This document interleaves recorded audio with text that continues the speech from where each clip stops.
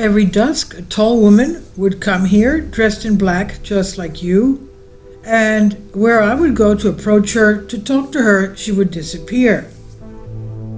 This is what a Turkish guard said concerning what he had experienced. He was not sleeping, it was an actual vision he had.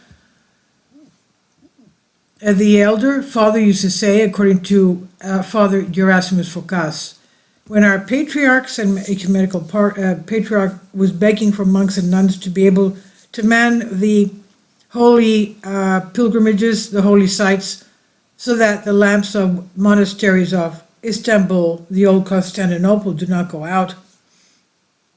When the patriarch appealed to the bishoprics, if they had the ability to help, such as the areas of Greece or Thebes and Salonika, the island of Patmos, which have a surplus of nuns and monks, offered to send nuns every 6 months, every 4 months, and then the Theban and Livadias Hieronymus, which is now the current Archbishop of Greece, sent nuns to the Vlacherna monastery in Istanbul, old Constantinople that is, so that the monastery there would not remain closed with all the imminent dangers. Something miraculous happened.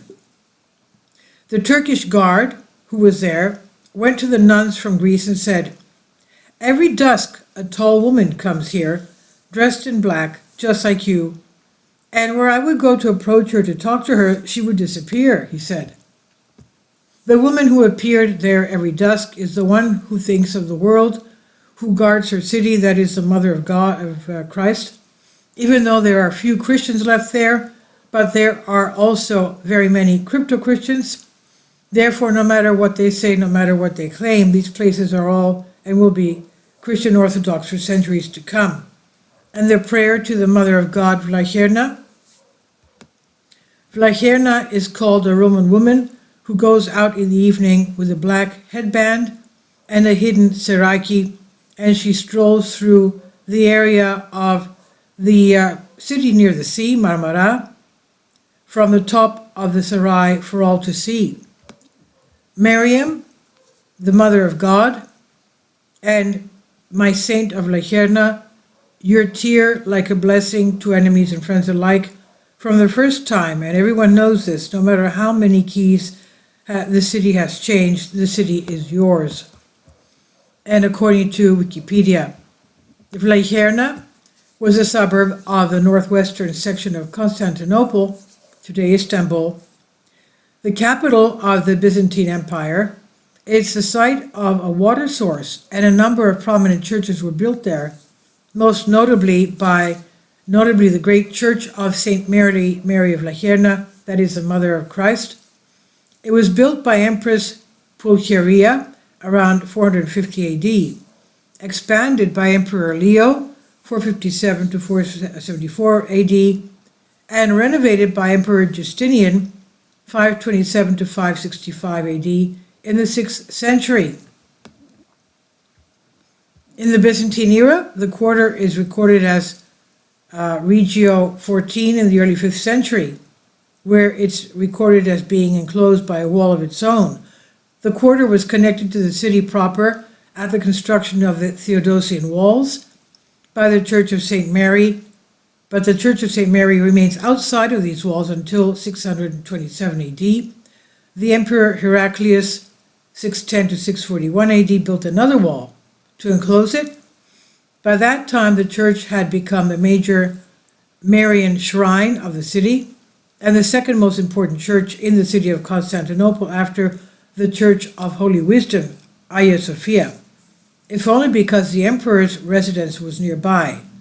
In 1347, Emperor John VI Katakazinos, 1347 to 1354 AD, was crowned there instead of the Church of Holy Wisdom.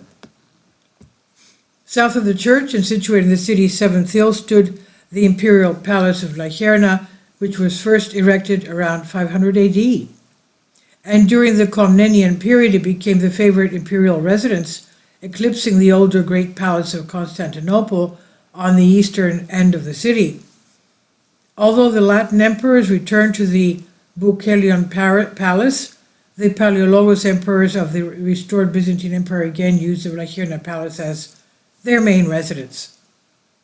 Now, following the fall of Constantinople to the Ottomans in May 1453, the Sultan's residence was moved to Topkapi Palace on the site of the ancient Acropolis of Byzantium, opposite to the original site of the Great Palace, which had by this time fallen into complete ruin, and the Vlacherna area, with the exception of the palace of Porphyrogenitus, fell into disuse.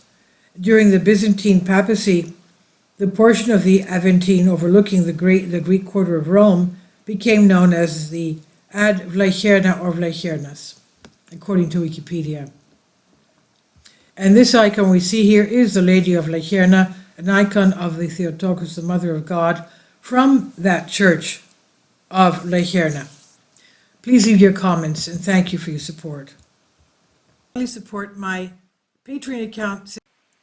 The daily posts are 5 videos daily, and they are totally different from what I have on my YouTube channel. Thank you so much for your support, and that you find all my content so interesting. You'll find the Patreon account details in the description box below.